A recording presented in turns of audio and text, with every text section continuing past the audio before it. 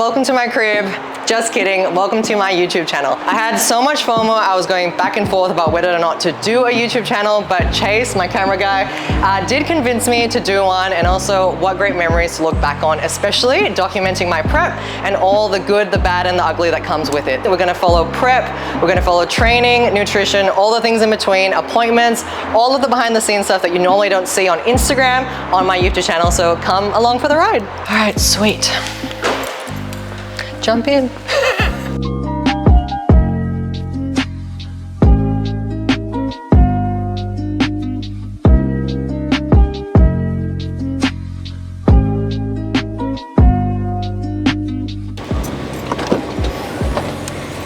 are we doing today?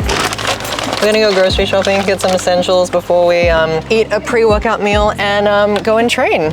You've caught me on a good day today. Today is a high carb day, which means I'm gonna be fueled for my training session. It means I get actual carbs.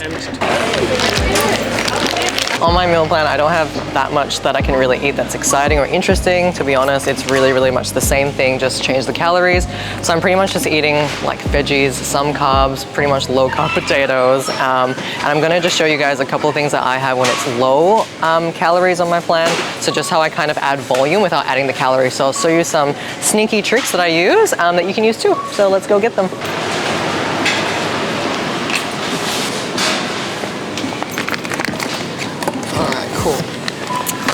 So this cognac rice or pasta, all the other shapes, is what I use if it's really low calorie. So at the moment, I don't normally do high and low days, but at the moment I'm trialing high and low days just because my average calories are pretty low. So my high days are about 1500. I'll let you guess what my low days are, but they're low. So in order to actually increase the volume of my foods, I do use the cognac flour or, you know, products just so that I can kind of get a bit more volume without adding calories. So for example, in this, this is 2 servings. 1 serving is like 11 calories. So that just kind of adds the volume without reducing I guess other meals throughout my day. So I typically use the rice one. It sounds weird, I know, but trust me, it helps with just kind of getting your volume up. Is I add this in my oat. So if I'm, let's say, having 20 grams of oat, which is honestly not much, I add this as a substitute and it tastes the same. So that's what I use this for. Other things that I use is the pasta. I use the noodle one sometimes just with bone broth, and I put that with like beef mince, just to kind of, again, essentially make like a beef noodle soup or a pho, like a Vietnamese pho. And again, 0 calories, pretty much nothing. It's 10 calories, and again, can have that high volume and it doesn't add any calories. So the thing with that though, just in case if you do decide to try it, is I would just suggest really limiting the servings and how often you have it, only because cognac has a lot of fiber in it and can actually cause a lot of GI distress, and if you get bloating, etc., I would just limit and watch what happens with your gut as you take it. So just a bit of a tip that if you are going to go down that route, just watch how often and how obviously you are digesting and whether you feel good or not. If you feel bloated, take it out. If not, just stick with it. Other things I need: apple cider vinegar, and then for my high carb days, cereal. All right, cool, we'll go this way.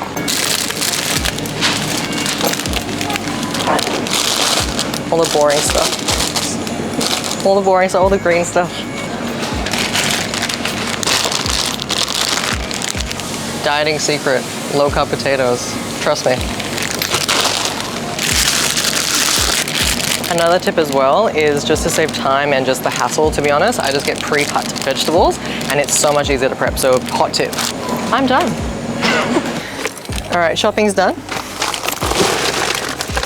Essentially what I got from the grocery store, just as I didn't want to draw too much attention to myself in the grocery store. To be honest, there's a lot of veg, just like a lot of water-based vegetables. So we're talking like cucumbers, zucchini, bok choy, lettuce leaves, all that kind of boring stuff, the green stuff. Essentially, it's really just easy to digest. They're all the stuff that doesn't really cause disruptions with your gut either. All of this stuff is essentially what I'm going to be eating throughout my whole prep. The reason I kind of start that earlier on and just keep doing that is just to ensure that all my things in my food plan and even my drinks plan, so when I say drinks plan, I mean like water, coffees, etc., are all standardized. Even my water intake, I make sure it's 3 liters per day, and I do that throughout. So any changes that I make in peak week will obviously result in like changes in my physique because everything's been standardized. If you start changing too many like of your food groups or things that you eat, there's too many changes, and all that changes can then affect your physique, and then we start not really knowing what we can change or manipulate when it comes to peak week. So essentially keep everything the same, keep everything really, really simple, and you should see really good results when it comes to peak week. So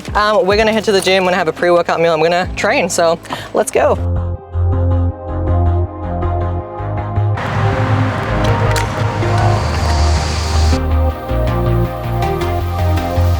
So normally my pre-workout meal is literally a Ninja Creamy, again because my calories are so low at the moment.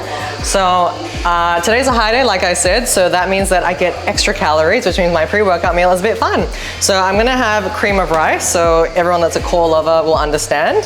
So I've just got cream of rice in a little Tupperware. This was like 60 grams of a cinnamon roll flavored Good Society food, can't remember the name, one of them. So that's what's in there. I don't really get to put anything fun in it, so I'm just gonna put almond milk, which I also brought. To be honest, I mean, I'm 8 weeks out at the moment and I'm not really too fussed about the almond milk quantity. I've been tracking for such a long time, I honestly, weirdly, literally can tell you how much I'm pouring out from just looking at it. So I'm gonna do 250 mils, which is about that. Then what I'm gonna do, again, just gonna roll with the cinnamon bun roll theme. I'm gonna add the Ghost Vegan Way Cinnabon flavor. It's honestly my favorite. I've tried other protein powders with the cream of rice, even in oats, whether it's like a whey, but I honestly find that the vegan one is the best, and I find it mixes well. It doesn't have a weird whey milky flavor either after. Not sure if it's the vegan flavor or what it is, but it's just the best. So trust me, it is a game changer. So I'm just gonna mix that. I'm gonna put it in the microwave for a little bit, and then we'll get cooking. So I also don't normally have pre-workout. The only pre-workout I have is honestly just coffee. I'm an OG like that. So after my morning clients, I do my cardio straight away. I then go home, have a meal, get a bit of like fuel in, then I come back and I train. So because of that, I kind of get that energy slump towards the end of the day, even in the afternoon. So just to help recently, I have been starting to have a bit of a pre-workout. It's a non-stim because I do like my sleep and I enjoy my sleep. So this one's really good. It's the raw non-stim pump. It's strawberry lemonade. So tastes really good. It has a bit of beta alanine in it. So I do feel a little bit tingly on my skin, but you know what? You get some good pumps and a good workout in. So why not, right?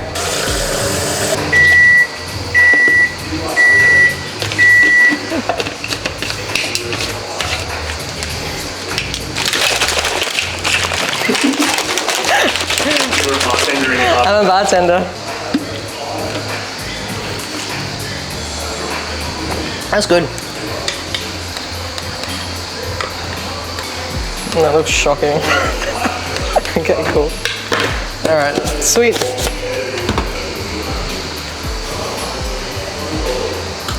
Right out of 10? Well, for me, it's like a 10 out of 10. I'm not eating anything, so that's like a highlight of my day, but no, it's good. Yeah, I'm gonna smash this down. So it's still a little bit hot, to be honest, but I'm gonna have this, and then because again, cream of rice is really good as a pre-workout just because it's refined, just broken down, grounded, just like literally jasmine rice. So really highly digestible, essentially the same as having something that's like cereal or something easy to digest, rice cakes, etc. So something really quick that within like half an hour once I've warmed up, I can jump straight into it. We're also training legs. So again, I thought what better way than to bring you along on a high carb day and a leg day. So we'll jump into it right after I finish this. So let me have some peace and finish this.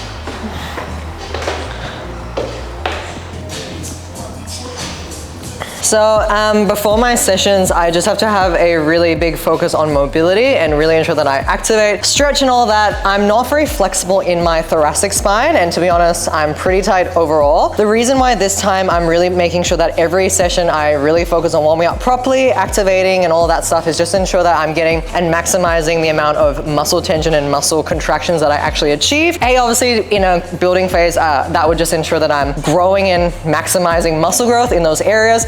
But to be honest, in my prep, because of my training volume, how much cardio I'm doing, etc., there's a lot of stress on the joints and inflammation. So I just got to really kind of ensure that I'm limber. To be honest, one of my weaknesses is my posing, just in terms of being able to manipulate my body to show off my physique and actually achieve certain positions. So big focus is ensuring that I can pose in a way that is pain-free, because at the moment I get a lot of lower back pain. So just trying to ensure that I'm doing my mobility stuff before I train. I'm gonna do some sort of hip mobilization exercises just really, really quickly, and I'm gonna jump into my warm-up sets and get my workout going. So yeah.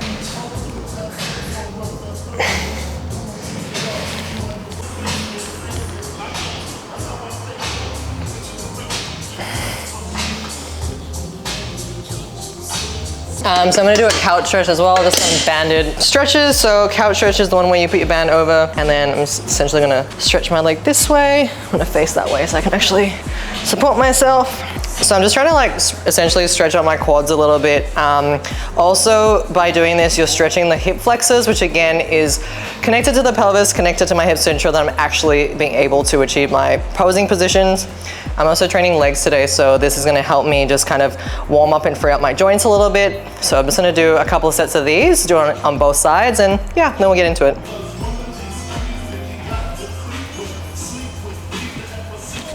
So we're 8 weeks out now, which is kind of scary to say. So I kind of feel I'm behind the 8 ball a bit with updating you guys and actually doing this whole YouTube thing and kind of updating and bringing you along on the journey. But now is better late than never. So yeah, 8 weeks out, in terms of how the journey's been so far, I was my heaviest ever at the start of this prep, just in terms of in my competing history. So I was 77 kilos, which meant that the pressure was on for me to essentially lose. I competed at 62 last year, so essentially I put on about 15 kilos. Not bad though, because when my coach came and did my body comp stuff and did some like skin folds, etc., I'd put on about 5 kilos of muscle mass.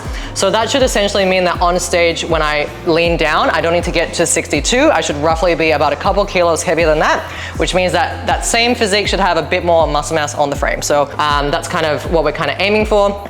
In saying that as well, the journey from the start was a little bit hastened, only because I started at 19 weeks out, as I had a holiday when it was 20 weeks out. So I've had to really push this time, also because I'm doing Bikini Athletic, which is a different category. Bikini Athletic just means a little bit more conditioned, so the girls are more peeled, you can see more details, quads are out, everything's out, lines, definition, all that stuff, which for someone like me who doesn't lose as easily means that the pressure is on. So that is why I've been pushing hard. Calories are low. Again, like I said, I don't respond very well to changes in calories. I'm someone, unfortunately, that has to really push. So again, low calories, high output, steps, cardio, all that stuff. So I don't get the luxuries of refeeds and diet breaks and all that like other people do. I just have to grind and work hard. So admittedly, the last few weeks have not been easy. I've had a couple of mentee Bs as well along the way, I'll admit. To be honest as well, in my household, it's not just one of us prepping, it's two, which is hard. I'm not gonna kind of sugarcoat it, it's difficult. 2 people dieting and 2 people in a deficit, 2 people going for their pro debuts.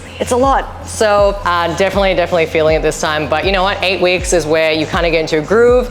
You start to kind of chill out a bit too, in terms of like you're in the groove, you're into your routine. So we're feeling all right. Now I start to feel good. I can start to see the changes too. I'm about like 77. I was 69 today, so I've dropped about 8 kilos, and we only have about 4 to 5 to go in 8 weeks. So I don't feel too bad. We're feeling good. Gonna go into my first exercise. Again, like I said, it's a leg day. So we're gonna do some calf raises, 15 reps, 3 sets. So just really simple, just doing some straight sets. And then we're gonna jump in and do some other fun machines today too for quads.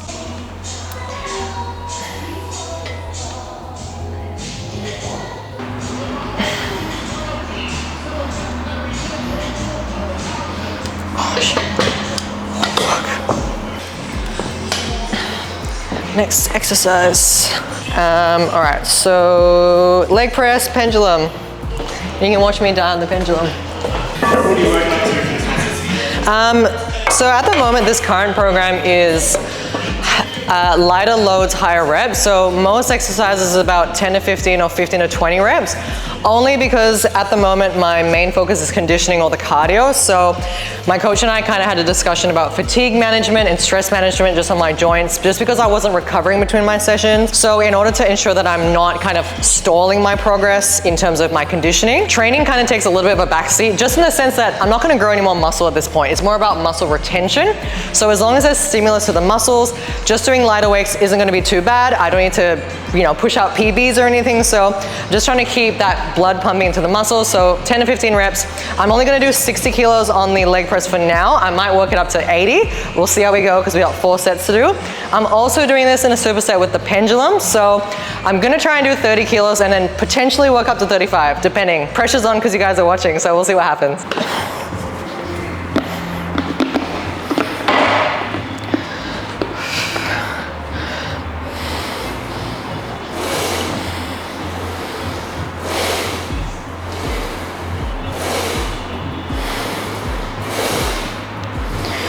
My legs are tired already.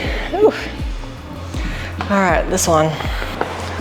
Do that. All right, 15 reps.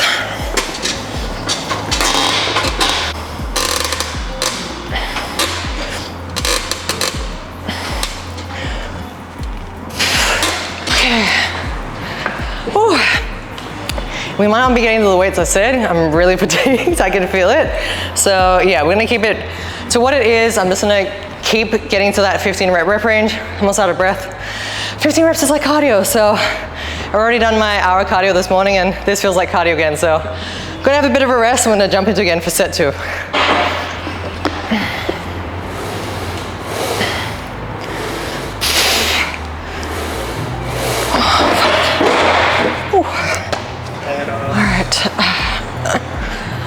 Oh, fuck. All right. Whew.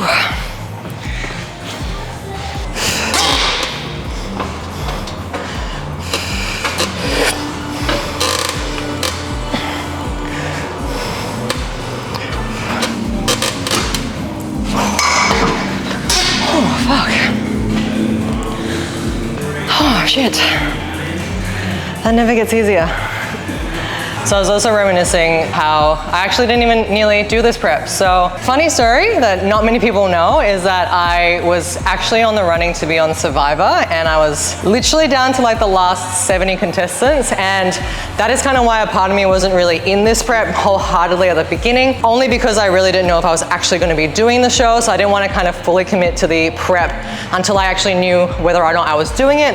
So at the beginning I was a bit kind of half in, half out. I was still doing the prep, but until I knew that final answer, whether I was on the show or not, I was kind of just going on the process, but not kind of fully committed mentally or anything like that to the prep itself. When I got I guess the word that I wasn't going to be on the show, then I was like, you know what? Okay, I'm focused. I'm focusing on that prep, and then now I really want the crown. So little known fact that yeah, I was going to be on Survivor, and it didn't happen. So here we are, prepping for the FMG show and the Australian title. So sometimes things happen for a reason, right? Or hopefully. All right, so we gotta do kickbacks, so a bit of glutes, and then Bulgarians with the Smith machine, which I fucking hate. So, all right, let me do this one first. Oh yeah, hot tip as well that I just thought about. A lot of people get really confused with angled Smith machines, and what I kind of told my clients, and I think it's kind of a good tip as well with angled Smith machines, is don't be married to how the bar needs to be hooked when it comes to an angled Smith machine. So don't think that you need to stand a certain way because of how it unracks. You kind of need to think about where the Smith machine is traveling in terms of where the bar path is going.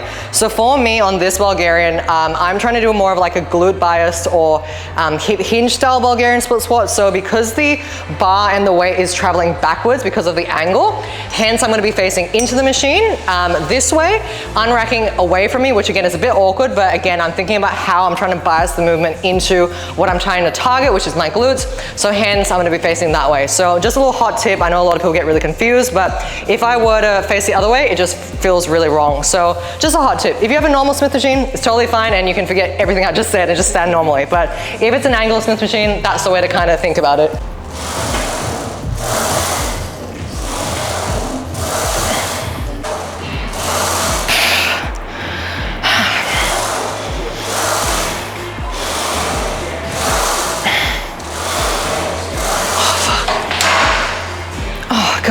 All right.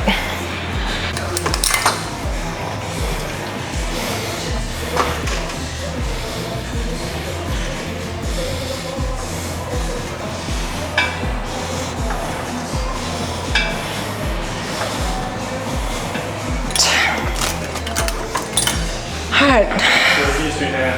I just did 30-degree cable kickbacks. So 30 degrees kind of targets more like the glute med, so the side of the glute. That kind of creates that kind of glute shelf that you want, or that projection that a lot of girls like. So kind of one of the main focuses that I need to work on. Before that, I did the Smith machine Bulgarians, which again was like more of a glute focused exercise or biased exercise. Pairing that with the glute kickbacks, really trying to hit them with more frequency each week. So in my week, in my split, I do 3 leg days and 2 upper body days. All of them are very much glute focused, hamstring focused, with a little dash and sprinkle of quads, because for me, my quads are pretty dominant, and they do kind of show regardless if I train them or not. Same with my calves. So even though we did big calves, it's just like a little bit of a sprinkle, make sure that they're working this blood flow. But yeah, so we're gonna do that a couple more times. Then last thing we gotta do is just walking lunges. So, and then we'll be done and we'll call it a day, because I am spent. This is why I don't train in the afternoon.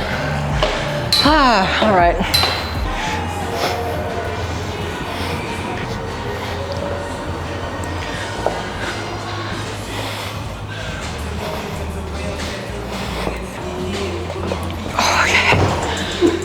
What? 5K walk. Oh, yeah. So we're gonna do that 2 more times and then we are done. So leg day finished on lunges. So that, guys, was my leg day and a grocery shop with me and watching me enjoy a high carb day. If you liked this video, I'll be making a few more, especially in the lead up to my pro debut. So in 8 weeks time, probably gonna do like maybe 1 or 2 more, maybe 3. We'll see where we go for time. But if there's anything else you wanna watch that's apart from me just training, whether it's appointments or tips and tricks or just other general life stuff that you don't get to see that's outside of the gym, let me know, and like, share, subscribe.